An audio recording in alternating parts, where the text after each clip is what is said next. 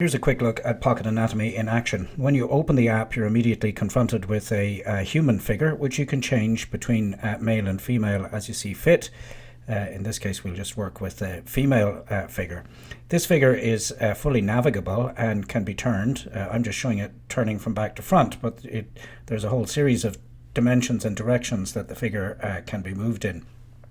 The other important thing is that there's a slider on the right hand side which allows you to navigate through all the layers of the 3D model of the body that makes up this particular visual image. Now, these layers are approximately anatomical, but not exactly so, but close enough to be useful. And you can see that we can go from bare skeleton with no muscles or nerves or blood vessels all the way back up to the individual with the skin in position. We can zoom in on any particular region that we want to, and here we'll zoom in on a part of the chest and shoulder, and we can take it down a layer. And one of the things that you'll notice is that there's a series of different colored pins stuck in many of the structures here. Now, these pins, the colors of the pins, represent different types of structure, so that, for example, yellow pins are pins representing muscle, blue pins are pins representing joints, etc. We can show all of the pins that are present in any given region, or we can hide all of the pins if it suits us to do that. Here we'll leave show all on. And touching one of the pins, here we'll touch this one here, gives me the name of the muscle in which that pin is located. So this is the anterior head of the deltoid muscle, and you can see there's a little information icon beside it. Touching the information icon brings up some additional information concerning that muscle. Looking at the panel along the bottom here, we can see some information concerning the anatomy of this muscle, what the functions of this part of the muscle are.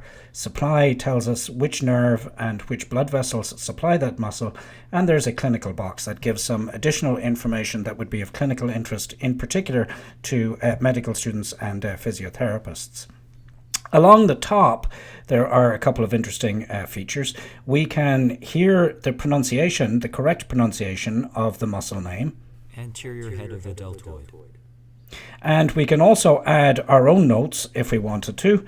And so we can add our own additional information customized for whatever particular use we are.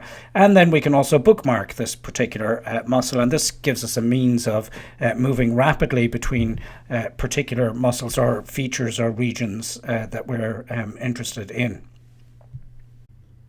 Another useful feature within the Pocket Anatomy app, particularly if we're using it for teaching purposes and if we're projecting the Pocket Anatomy model onto screens, is the ability to annotate the image as we navigate through it. So here, for example, I might dissect a layer off the image here, and I may want to draw a student's attention to a particular muscle. So I can open some drawing tools and select colors and so on.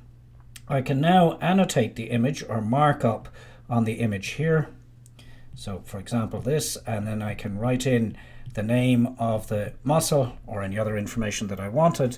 And then I can save that drawing and the annotation, and I can then later distribute those if I wish to, using some sharing tools that are available within the app also. An additional feature which we don't use but which is present within the app and might be useful for some people is that the company supplies some videos which show interesting things about aspects of human anatomy, and these can be accessed from the video player button here.